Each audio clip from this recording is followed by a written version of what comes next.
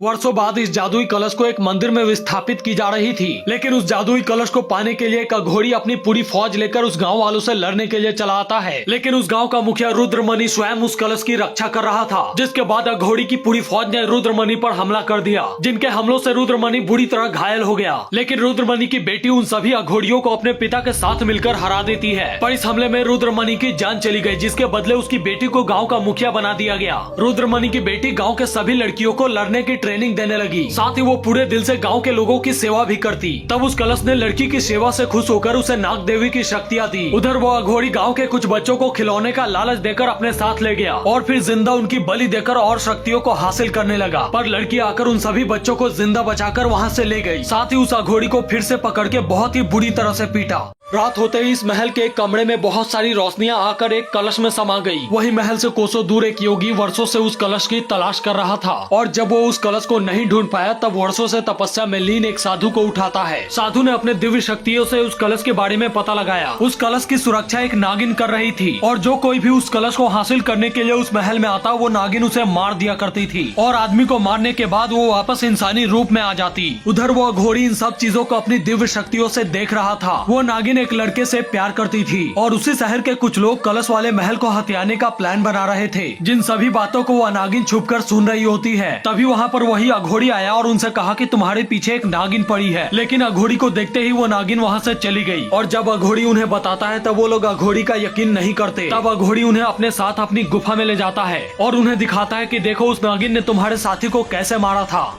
ये देखकर वो सभी डर जाते हैं और अघोरी के पैरों में गिरकर उनसे मदद मांगते हैं। तब अघोरी उसे अगले दिन अपने पास आने के लिए कहता है, जिसके बाद अघोरी उसे एक गरुड़ कवच देता है ताकि उसके ऊपर कोई भी बाहरी शक्तियाँ काम न करे। तभी उस आदमी को खत्म करने के लिए नागिन उसके पास आई, लेकिन जब नागिन उसे मारने की कोशिश करती है तब उसकी शक्तियाँ उसके ऊपर काम नहीं करती, क्योंकि उसकी जेब में साधु की दी हुई गरुड़ कवच थी। लेकिन तभी नागिन के ललकारने पर आदमी ने गुस्से में अपनी शर्ट निकालकर फेंक दी, जिसके बाद नागिन ने अपना रौद्र रूप धारण किया और उस आदमी को जकड़कर जिंदा निगल गई। दरअसल वो आदमी इस कलश को पाना चाहता था, जिसकी सुरक्षा ये नागिन कर रही थी, और वो अघोरी भी इस कलश को पाना चाहता था क्योंकि उसके अंदर अलौकिक शक्तियाँ थी। लेकिन नाग देवी ने खुद उस लड़की को कलश की सुरक्षा सौंपी थी। पर तभी एक दिन कुछ लोग उस कलश को हासिल करने के लिए नागिन के ऊपर हमला कर देते हैं, और नागिन को कैद करने के बाद वो अघोरी उसे पाताल लोक में ले जाता है। नेक्स्ट पार्ट के लिए कमेंट करें। अघोरी नागिन को कैद करके पाताल लोक में ले आता है और फिर अपनी शक्तियों से उस पर हमला करके उसे तड़पाने लगता है। लेकिन इस पाताल लोक में एक बड़े से नाग देवी की मूर्ति थी, जिसके ऊपर स्वयं नागदेव विराजमान था। तभी आसमान में जोर से बादल गरजती है और उस कलश के अंदर एक नई शक्ति का जन्म होता है, जिसके बाद नाग देवी की मूर्ति अपना सर हिलाती है और नागदेव के अंदर जान आ गई। नाग देवी से आज्ञा लेने के बाद वो तुरंत मूर्ति के ऊपर से उतरता है और फिर जंगलों को चीरते हुए उस नागिन को बचाने के लिए जाने लगता है। नागदेव को अपने पास आते देख अघोरी ने तुरंत अपनी शक्तियों से चारों किलों को सुरक्षित कर लिया। इसीलिए जब नागदेव नागिन को बचाने के लिए वहाँ पर आता है तब वो साधु के किले को नहीं भेद पाता। ये देखने के बाद साधु अहंकार में आकर जोर जोर से हंसने लगता है। उसी वक्त अघोरी का एक आदमी वहाँ पर पहुँच गया, जिसे अघोरी पीछे घूमकर देखने के लिए कहता है, और जब आदमी ने पीछे घूमकर देखा तब वहाँ नागदेव था। इतने बड़े सांप को देखकर आदमी डर जाता है और उस पर गोलियां चलाने लगता है, जिन गोलियों को नागदेव अपने मुंह से पकड़ के उस आदमी के ऊपर ही चला देता है।